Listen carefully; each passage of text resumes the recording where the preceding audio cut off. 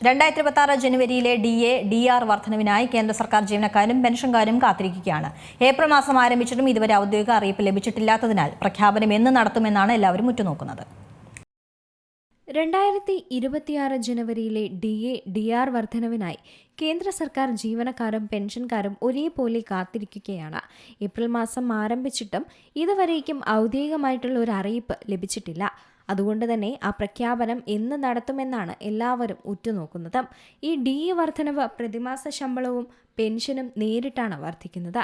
അതിനാൽ ഒരു ചെറിയ മാറ്റം പോലും ലക്ഷക്കണക്കിന് കുടുംബങ്ങൾക്ക് പ്രധാനമാണ്. മാർച്ചിൽ പ്രഖ്യാപനമില്ലാത്തതുകൊണ്ട് തന്നെ ആശങ്കകൾ ഉയർത്തിയിട്ടുണ്ട്. എങ്കിലും ഇത് അസാധാരണമായിരിക്കില്ലെന്ന് തന്നെയാണ് വിദഗ്ധരും പറയുന്നത്.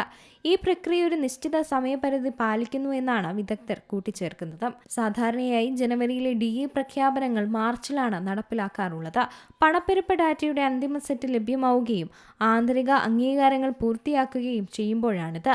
അതിനാൽ സമയത്തിന്റെ കാര്യത്തിൽ ഇത് യഥാർത്ഥത്തിൽ വ്യതിചലിക്കുന്നില്ലെന്നാണ് വിദഗ്ധർ പറയുന്നത്. പലരും കാലതാമസം എന്ന് വിളിക്കുന്നത് യഥാർത്ഥ മാന്ദ്യത്തേക്കാൾ പ്രതീക്ഷയെക്കുറിച്ചുള്ളതാണെന്നും വിദഗ്ധർ കൂട്ടിച്ചേർക്കുന്നു. ഇത് ഡിസംബർ വരെയുള്ള മുഴുവൻ വർഷത്തെ AICPI നമ്പറുകളെ ആശ്രയിച്ചായിരിക്കുമുള്ളത്. അതിനുശേഷം ഒരു ഫയൽ നീക്കം, സാമ്പത്തിക പരിശോധന, ക്യാബിനറ്റ് അംഗീകാരം എന്നീ പ്രക്രിയകളൊക്കെ പിന്നിടാനുമുണ്ട്. പതിവ് അംഗീകാരങ്ങൾക്ക് പുറമെ വിശാലമായ സാമ്പത്തിക സാഹചര്യവും സമയബന്ധിതമാക്കുന്നതിൽ ഒരു പ്രധാന പങ്ക് വഹിച്ചേക്കും. ക്ഷാമബത്ത വർധനവ് സേവനമനുഷ്ഠിക്കുന്ന ജീവനക്കാർക്ക് മാത്രമല്ല, ഡിയർനെസ് റിലീഫ് പ്രകാരം പെൻഷൻകാർക്കും അതേ വർധനവ് തന്നെ ലഭിക്കും.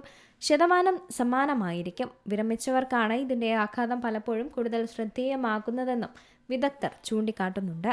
എന്തായാലും ഇത്തവണത്തെ DA/DR വർധനവിനായി കേന്ദ്ര സർക്കാർ ജീവനക്കാരും പെൻഷൻകാരും ഒരേപോലെ തന്നെ കാത്തിരിക്കുകയാണ്. News desk Zee Malayalam news. ഏറ്റവും പുതിയ വാർത്തകളും വിശേഷങ്ങളും വിരൽത്തുമ്പിലറിയാൻ സീ മലയാളം ന്യൂസ് എല്ലാ ഡിജിറ്റൽ പ്ലാറ്റ്ഫോമുകളിലും ലഭ്യം.